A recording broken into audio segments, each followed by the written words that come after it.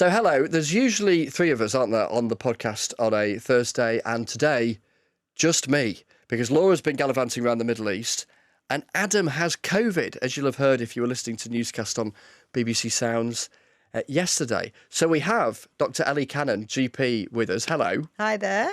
To talk about COVID, because I guess because of what's been happening in Ukraine, it's not been making as much news as it otherwise might have done. I've got plenty of questions, but I should start from a question from Adam, who has sent us a little video from his self-isolation at home. Hello, doctor. When I got COVID this week, I hardly had a cough, I didn't have a temperature, and my sense of taste and smell stayed exactly the same. So my question is, do you think the classic symptoms are still the classic symptoms, and could that be a problem if they're not? Is COVID changing? Absolutely. I mean, that experience is just what I'm hearing in practice. People are not losing their sense of taste, their sense of smell. People are having mild upper respiratory tract symptoms, exactly as we've just Sore heard. throat, in other words. Is Yeah, that what... basically sore throat, runny nose, tiredness. Very few people even having a temperature now. Even the cough. I mean, I had COVID 2 or 3 weeks ago myself. I don't really think I coughed. Wow, right. So there's plenty to talk about. More from you in a few minutes. So we're going to talk about COVID, lots of other things to talk about as well. Welcome to Newscast. Newscast from the BBC.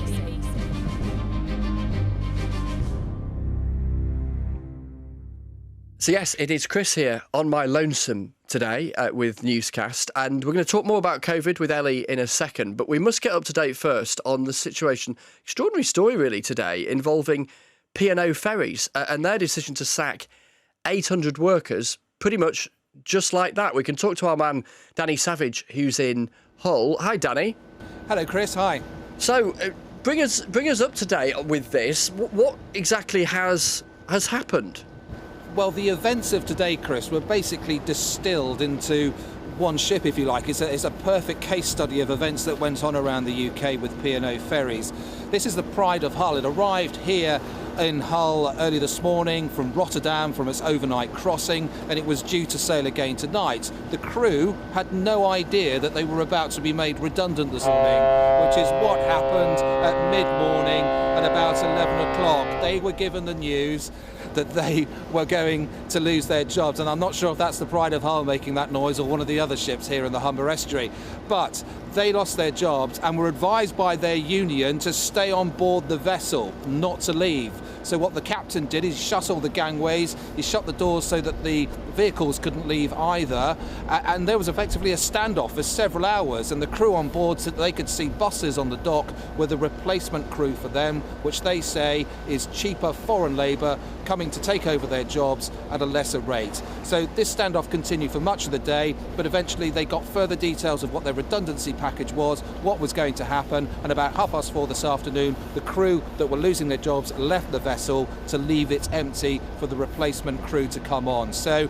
it could have lasted for much longer. The crew, when we talked to them on the telephone earlier, was saying, well, this could go on for some time. But the talks went on during the day. They were obviously satisfied to a point. They were very disappointed and upset, some of them, but they have left the vessel now. Thank you, Danny. Danny Savage there, our correspondent in Hull. And you can hear plenty more from Danny on the podcast version of Newscast, which you can get on BBC Sounds and everywhere else where podcasts float around. I should mention as well that P&O, the company, and the umbrella company that sits above P&O, they say that the reason they've had to do what they've done today is because they are losing shed loads of money, and they had to do that to save the business. No doubt more on P&O, I suspect, on Friday's Newscast.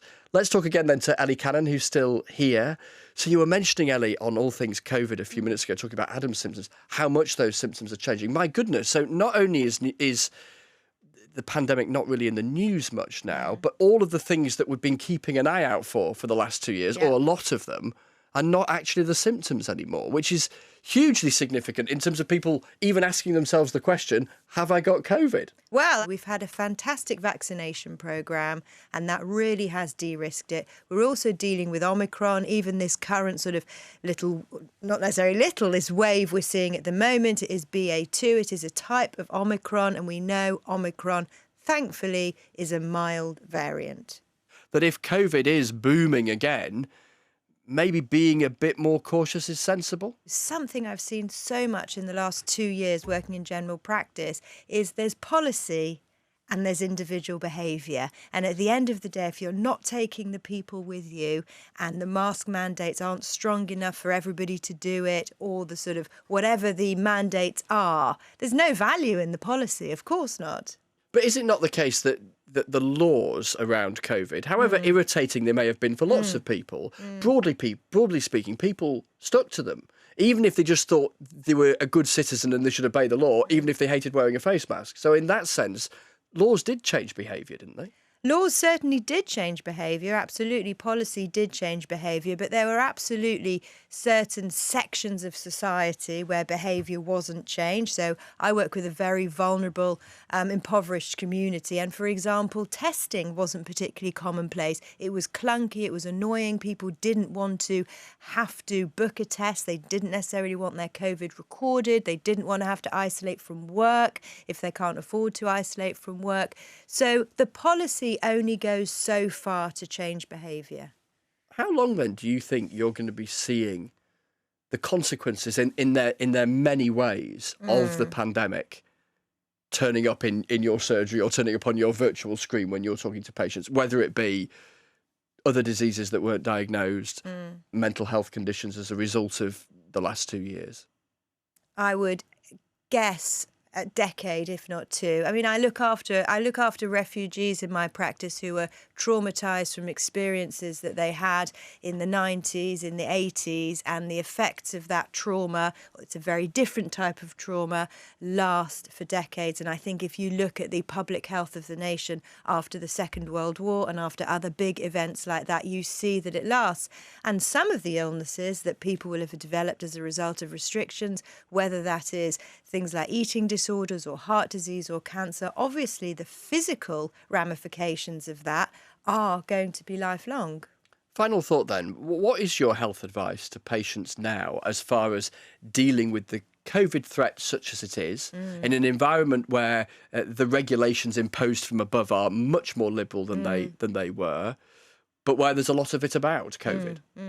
I think you have to take an individualised approach. So, for example... What does that mean, though? So what that means is I have had 3 vaccinations. I also had COVID 2 or 3 weeks ago. So I'm very unlikely now to get COVID sitting here with you or sort of, going home on public transport. So I can afford to be a little bit lax. I'm not seeing anybody at risk.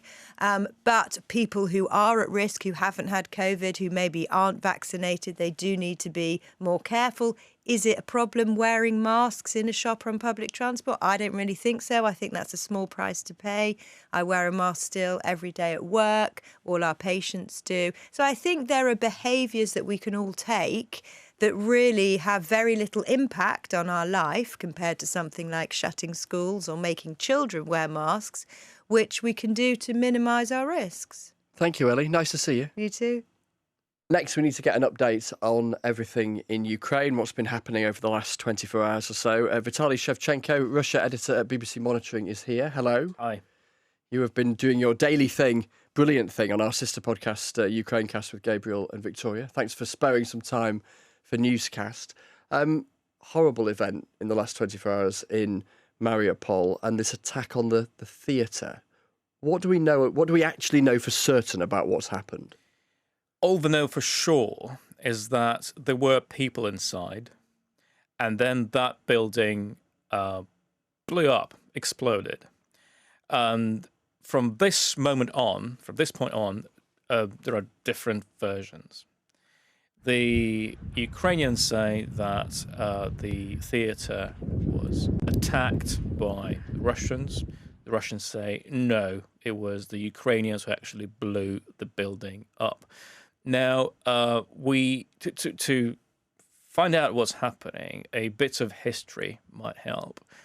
The Russian military and Russian officials have been applying this tactic for years in conflicts like Syria, for example, where indications are that Russian planes also targeted schools, bakeries, hospitals, and then said, well, actually, it wasn't a school or a bakery, it was a military base. However, in many of those cases, and in the case of Mariupol, we've not seen any evidence to support claims that it was occupied by any sort of militants. On the contrary, we've seen video clips posted online before the attack showing scores of people, maybe hundreds of people inside the building sheltering, and also satellite images emerged after the attack showing words children in big white letters. So explicitly spelt out so it could be visible from the air that this was somewhere that shouldn't reasonably be attacked. This is what residents of Mariupol have been doing for weeks. I've also seen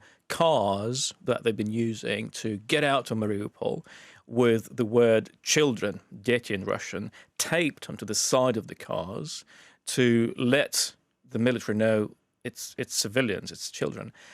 That didn't stop those cars from being attacked either.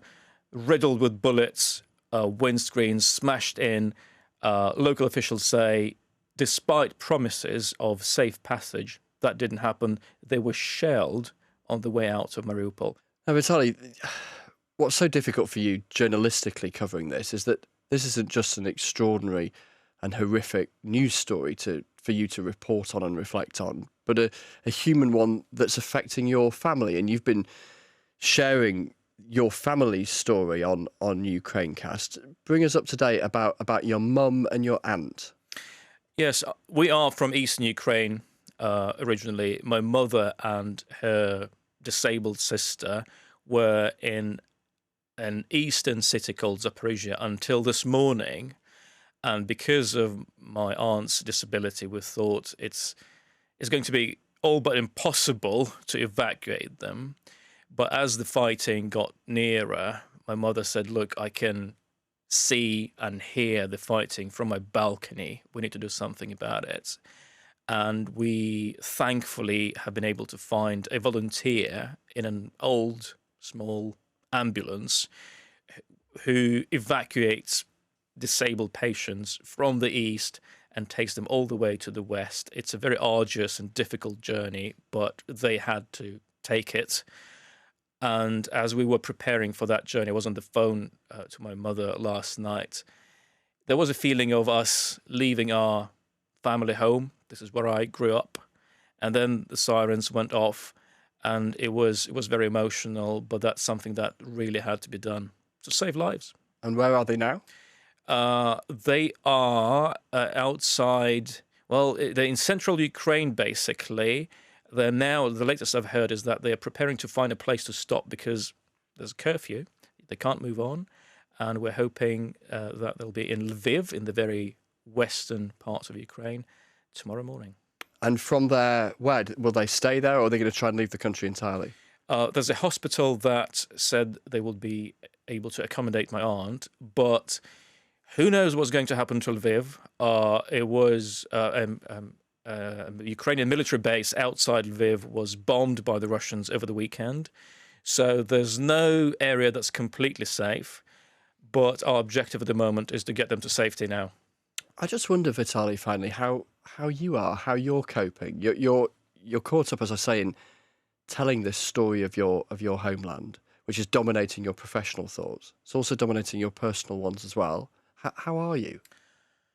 Surviving. I can't say I'm well, even, but the thing that helps me cope is doing interviews like this, because watching all this horror unfolding in your home country, in the village that you grew up in, and you can't just watch all that and not want to do something about it. And this is me trying to do something about it, telling the world what I know, because I have several perspectives on things as a professional and also as a local, and that's just my way of coping with it. We wish you the best. Thank you. Thanks for coming Thank you. on Newscast, and well done with everything you're doing on Ukrainecast, and best wishes to you and your family. Thank you. Our big conversation on the podcast today is with Lord Frost. Welcome.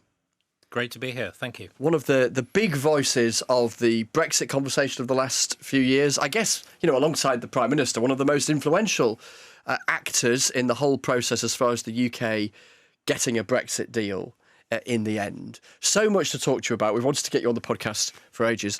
Take us back to when you were in government, invited into government alongside Boris Johnson, in the heart of the Brexit process. You had something of a reputation, which may or may not be fair, and you can address this if you like, about being something of a bruiser. The Prime Minister has his reputation about being something of a kind of jovial and jokey figure. And I'm imagining how you are with him behind the scenes in those moments, and those moments of huge jeopardy when no one quite knew what was going to happen, whether Brexit was going to happen. Yeah, so we, I think one of the big advantages we had was that the Prime Minister and I always agreed on Brexit. On Brexit. On the big principle. On the big principle and how we were going to do it. It was always clear. And we almost didn't need to talk about it that much because we both understood each other very well. We understood what the principles we're trying to put in place were. And we just sort of got on with it. And that's how it worked. And we had to deal with the consequences of this unsatisfactory deal that had been put in place. And so my memory of this whole period is just 18 months of extreme tension, pressure, trying to get things done, trying to deliver on what we knew needed to be done, which was respect the opinion of the people and get Brexit done. How is Brexit going? I think it's going well. We have... We've created a form of Brexit, hard Brexit, some people say, though I don't really like the term, which gives the country complete freedom as to what to do next. We're not in the customs union. We're not in the single market. We're now masters of our own destiny. We've got to make the changes to our regulatory setup, to our competitiveness, to our productivity that's going to enable us to succeed. Whilst we're talking Brexit, my old mucker Adam Fleming, who spent what felt like his entire life at the time talking about Brexit over in Brussels when you were in the heart of government, not here on the podcast in the room because of having COVID, but he has sent us a question. Take a listen to this. Hello, Lord Frost. Haven't seen you in ages, and I'm still not seeing you, but never mind. Anyway, in your speech in Zurich this week, you said that there should be a new relationship between the UK and the EU on defence, security and foreign policy. I just wondered, do you think that the UK blew the chance to have that in the negotiations with Michel Barnier? Because he was desperate for some kind of deal on foreign policy and security. And I seem to remember you guys just ruling that out totally from the start. Lord Frost? So the only thing that was on offer in 2020, it was in the EU's draft treaty, was a sort of full dress treaty, UK, EU, summit, substructure, all that kind of thing. Lots of bureaucracy, lots of process. And we didn't think that was the right thing. We thought something more open, capable of evolving was better. But unfortunately, that wasn't on offer. I think now we've got to try and move on from some of the bitterness of the last couple of years. I hope we can. And perhaps the Ukraine thing reminds us of everything that we have in common. But I think we can only move on some things if the EU moves on other things. And I can imagine that we could look again at some of the foreign policy issues and maybe other things if we could find a better settlement on the protocol. And at the moment, that doesn't seem to be on offer, but perhaps the EU will change its mind in the months to come. You gave a speech the other night over in Switzerland at the University of Zurich, talking about Brexit, but talking to lots of other things as well, and we'll come on to plenty of other things in the next few minutes. And you talked about how it's important to not get mesmerised by the immediate problem in any scenario in life, not just necessarily in politics. And you observe that many observers still cannot see beyond the immediate economic costs of Brexit, as opposed to the broader case for it as you see it. How significant do you think those economic costs are right now, and how soon will they go away? So there is a cost from leaving the customs union and the single market. It's not as big as people have said. All the estimates of the costs of Brexit economically have been proven to be wrong so far. All the disaster scenarios didn't come into play. But you acknowledge there's been problems. I don't acknowledge there's been problems. I acknowledge that there's a cost from changing from one system, the EU system, to another. That is a problem, though, if it's your cost, isn't it? But I believe the medium-term benefits will outweigh that. And I think if you look around the world, historically, And now the most successful countries are national democracies that are free to choose their own way forward. And I believe that's what we now have. And that I think the gains of that outweigh any short-term difficulties that we might have. Let's talk about the huge issue of our time, Ukraine and Russia, and how the West responds. You said, I'm going back to your speech through the night in Switzerland, if you're spending all your time worrying about climate change, you might have fewer resources left to deal with Russia. Is it an either or? It's not entirely an either or, but the reality is that governments prioritise some things over others. And I think my concern is that over the last decade, maybe longer, I don't think that this is not a party political point. Western countries had got in the habit of seeing diplomacy as a kind of performance, worrying about global issues, worrying about appearing good on the world stage, and not thinking about fundamentals like security, energy security, defence, and thinking that those sort of things wouldn't be problems in future. And all of a sudden they've turned out to be problems. I think, to be fair to this government, we've been warning about this for some time. But now we've got to pay the price of that. And unfortunately, luxury goods like saving the planet?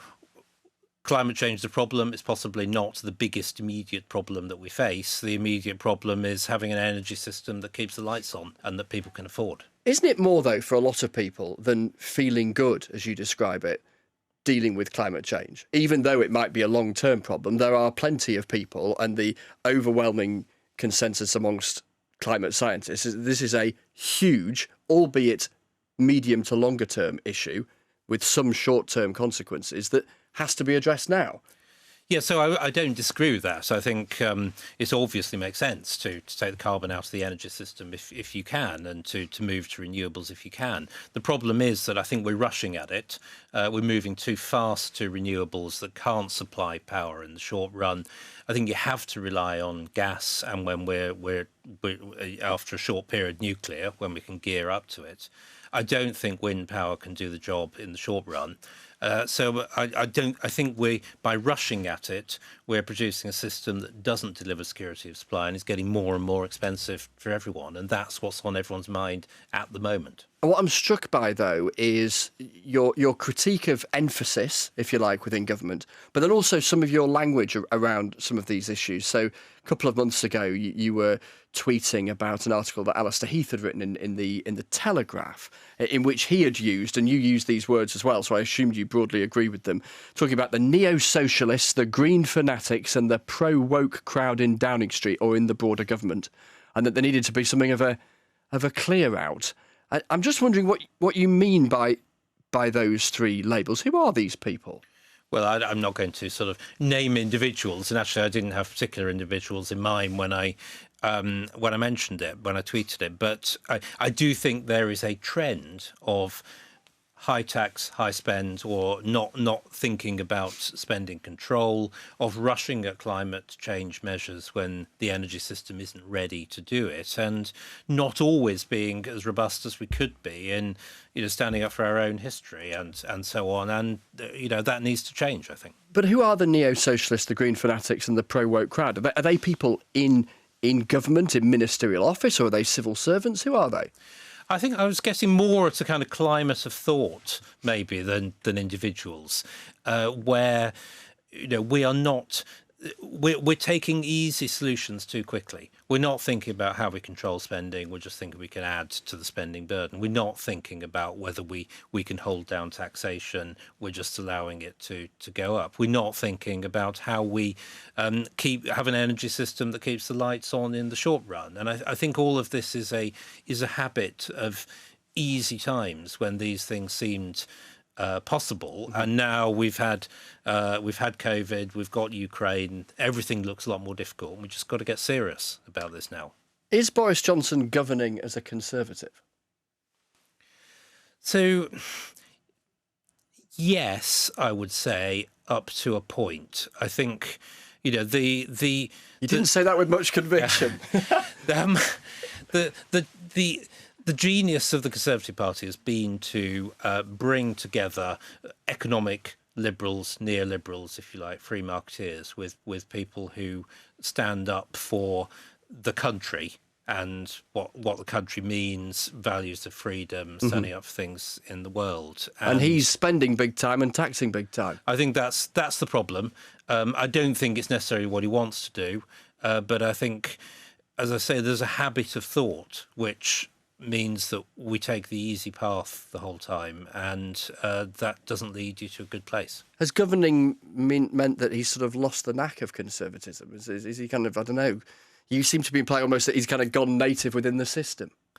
I think the system puts a huge amount of pressure on people, and there is a certain conventional wisdom within government, within the civil service, within politics probably, which it has been about avoiding hard decisions in recent years, and it's always easiest to avoid hard decisions, but sometimes you've got to take. What do you mean by avoiding hard decisions? So I think carrying on spending rather than cutting carrying back on on spending. I think the tax burden is too high, needs to come down. That needs to be used as a way of controlling spending. We've been too as I say, too relaxed about having an energy system that produces security of supply. The thing is, though, Boris Johnson's Prime Minister, isn't he? I mean, he could do something about this. Is he just being weak then? I'm trying to understand. You're talking about this sort of the capturing in the system, if you like. Why isn't Boris Johnson just gripping this and, as you would like to see it, being more conservative? So I think we've had the pandemic for the last 2 years. That's been a huge distraction, and I think we've reached the right point on handling COVID now, and again we are the freest country in many ways. But I think you do need a machinery that makes it work, and I agree with those who say the current machinery of government is a bit dysfunctional. It doesn't always offer all the pros and cons in different circumstances. It doesn't offer necessarily all the choices. And when levers are pulled by the Prime Minister or anybody else, they don't always connect to something. And I think we've seen a lot of that over the last couple of years, and we may well see some more of it if we don't try and change that. Not even reading between the lines, just listening to you, you sound like you think Boris Johnson's lost his way. I don't think he's lost his way. I think the government has been risking drifting and not taking the difficult decisions. Now, I think some of the things that have happened in the last couple of months... Risking drifting or drifting? I think risking drifting, because in the end came to the right point on COVID. We've got the prospect of an energy security paper coming out, which may get us back on the right track again. I've no idea what debate's going on internally on tax and spends, but it's certainly a lot liver than it was 6 months ago when the national insurance increase was agreed, I think. And I hope that slowly the supertanker's turning around a bit, and we're getting closer to where supporters want us to be. Should they get rid of that national insurance rise? I would like to see it scrapped. If it, postponing, if that's all that can be done. But I think the last thing the economy needs at the moment is a further tax rise. And the best way of, helping deal with the cost of living crisis is not to take more money out of people's pockets. So I think the world is more uncertain even than it was 3 months ago, and even things that looked certain in economic policy ought to be looked at again. Thank you. Nice to talk to you. Thanks so much for coming on Newscast. Thank you. That's all from Newscast for this week. Adam and Laura will hopefully be back alongside me next week, and we will talk to you then, and plenty more on Newscast, of course, on BBC Sounds every day. Newscast from the BBC.